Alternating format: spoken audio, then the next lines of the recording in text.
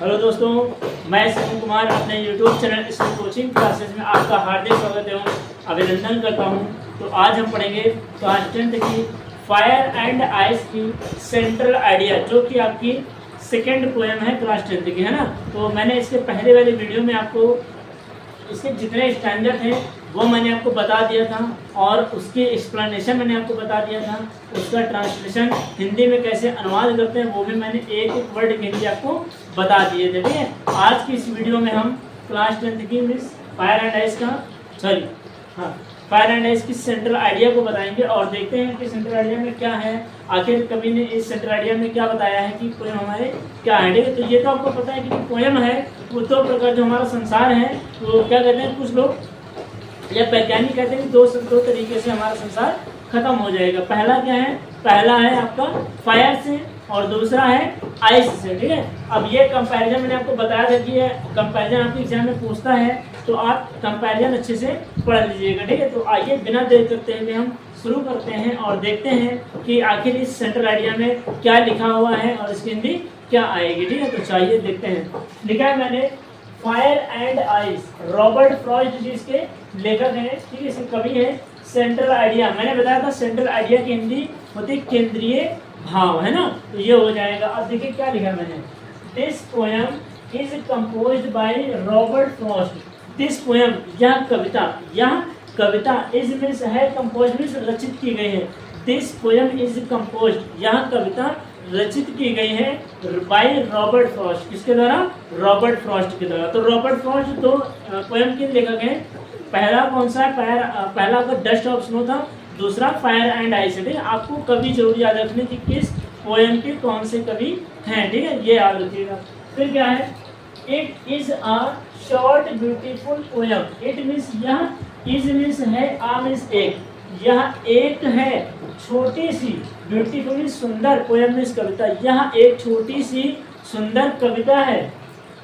The poet has tried, जो कवि है, हैज ट्राइड वो कोशिश कर रहा है, टू ब्रिंग मीन्स समझाने की, ब्रिंग मीन्स अंतरों को, मीन्स जो कवि है वो कोशिश कर रहा है अंतर को बताने की, बिटवीन मीन्स के बीच में, द फायर एंड आइस, किसके? बर्फ और आग और बर्फ के बीच में कवि कोशिश कर रहा है कि इसमें आखिर अंतर क्या है। फिर देखिए क्या है, विच रिप्रेजेंट, जो बताती है या जो बताता है, विच रिप्रेजेंट जो बताता है, two different kinds of people, दो अलग अलग प्रकार के लोगों को, जो अलग अलग प्रकार के लोगों को बताता है। कौन? Fire and ice. तो कभी हमें यही समझाने की कोशिश कर रहा है, ठीक है। तो वही है। अब आगे क्या है, अकॉर्डिंग टू द पोएट, कवि के अनुसार, अकॉर्डिंग टू द पोएट, कवि के अनुसार, द वर्ल्ड कैन पेरिश, जो संसार है, कैन मीन्स हो सकता है, पेरिश मीन्स नष्ट हो सकता है, बर्बाद हो सकता है, तबाह हो सकता है, खत्म हो सकता है, ठीक है। तो कवि के अनुसार जो हमारा संसार है वो दो तरीके से समाप्त हो सकता है, नष्ट हो सकता है। पहला क्या है, ऑन बाय फायर, पहला आग के द्वारा, एंड ऑन देन तब, बाय आइस, किसके द्वारा? आग के द्वारा, और तब उसके बाद बर्फ के द्वारा, ठीक है।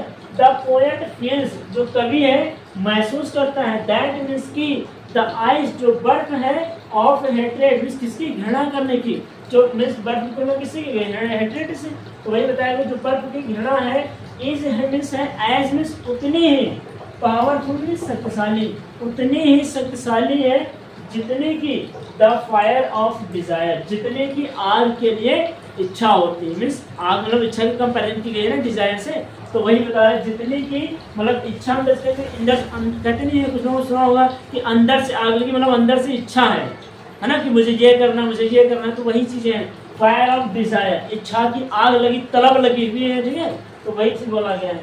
तो ब्रिंग मीन्स खत्म करने की, कंप्लीटली पूरी तरह से, एंड मीन्स अंत हो जाएगा, ऑफ दिस वर्ल्ड, इस संसार का। मतलब क्या है, कह रहे हैं कि उतनी शक्तिशाली जितने की बर्फ की आग, जो कि पूरी तरह से खत्म कर देगा, ऑफ दिस वर्ल्ड, इस संसार को। तो ये रहा आपकी सेंट्रल आइडिया, जो कि आपकी इंपॉर्टेंट है। अब दोनों में से आपके एग्जाम में कोई भी आ सकती है, हालांकि वीडियो और सेंट्रल आइडिया आपको बताएंगे, है ना। तो मैंने आपकी अभी तक वीडियो में 2 सेंट्रल आइडिया खत्म कर दिया है और लेसन की हिंदी के साथ साथ आपको स्टैंडर्ड भी मैंने बताया है कि एक एक वर्ड में एक एक वर्ड की एक एक मीनिंग की मैंने हिंदी बता दी ताकि आपको एग्जाम में कोई प्रॉब्लम ना क्रिएट हो, ना उत्पन्न हो। ठीक है, तो उम्मीद करते हैं कि आपको यह वीडियो समझ में आई होगी और एक एक वर्ड की हिंदी भी अच्छे से समझ में आई होगी। ठीक है, और अगर आपको हमारी यह वीडियो पसंद आ रही है, हमारी मेहनत पसंद आ रही है, मेरे समझाने का तरीका आपको समझ में आ रहा है, तो आप प्लीज़ इस चैनल को और इस वीडियो को ज़्यादा से ज़्यादा लोगों तक लाइक करिए, शेयर करिए और सब्सक्राइब करिए। तो चलिए मिलते हैं नेक्स्ट वीडियो में इसके स्टैंडर्ड के साथ में, क्वेश्चन आंसर के साथ में। ठीक है, उम्मीद करते हैं कि आप अच्छे से पढ़ रहे होंगे और अच्छे से स्कूल पर अपना वर्क देख रहे होंगे। ठीक है, तो चलिए मिलते हैं नेक्स्ट वीडियो में। Thanks for watching this video.